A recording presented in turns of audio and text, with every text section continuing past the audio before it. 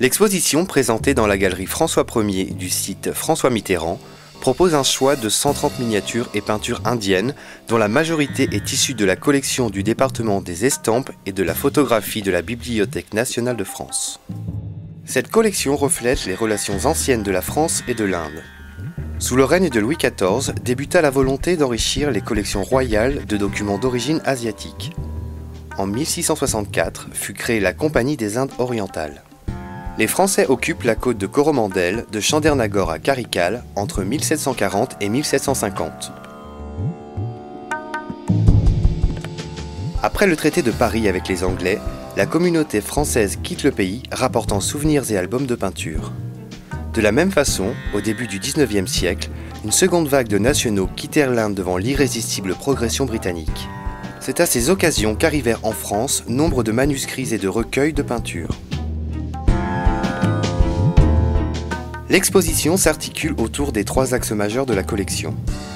Les miniatures mogholes ou d'école moghole provinciale, les peintures d'inspiration hindouiste et quasi inédites de l'Inde du Sud, et enfin, les peintures dites Company Paintings, exécutées à la demande des résidents européens.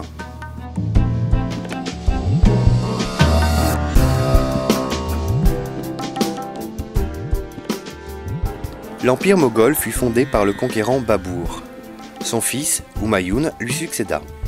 Un temps réfugié en Perse, il revint d'exil accompagné de 2 peintres persans qui devaient organiser l'atelier impérial. C'est sous le règne de son fils Akbar que devait réellement naître la prestigieuse école picturale moghole. Cette première miniature exposée a appartenu à l'atelier impérial. Il s'agit d'une page typique de l'époque d'Akbar, avec ses petits personnages très vivants, dans un paysage d'influence persane. Vous voyez les rochers très découpés. L'école moghole se développa grâce à l'intense activité de l'atelier impérial qui devait faire face aux nombreuses commandes d'ouvrages illustrés.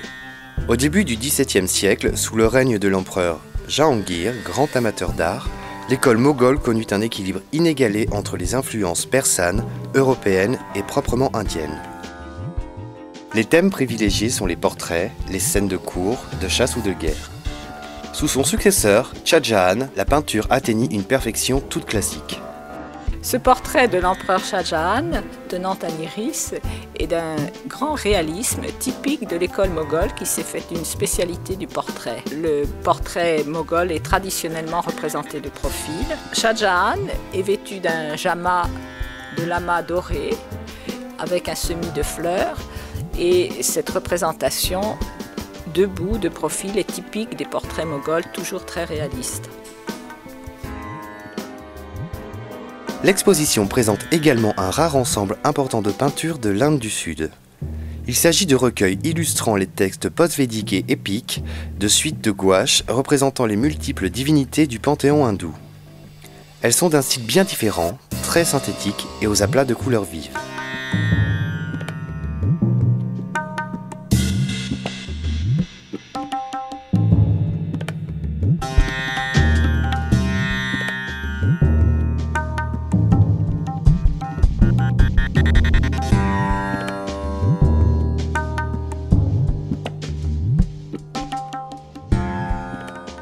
Les œuvres dites Company Paintings furent réalisées par des artistes indiens pour le compte des Britanniques, agents de la compagnie et par extension pour les Européens, curieux des métiers caste, religion et usage des Indiens.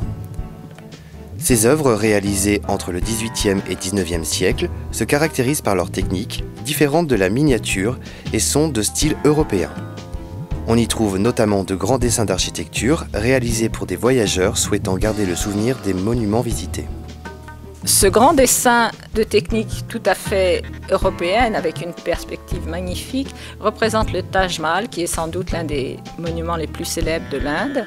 Vous avez au centre le tombeau royal que Shah Jahan fit bâtir pour son épouse Mumtaz Mahal.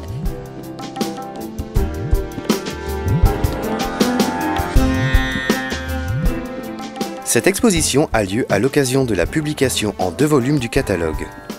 Cet ensemble sera exposé galerie François Ier du site François Mitterrand du 10 mars au 6 juin 2010.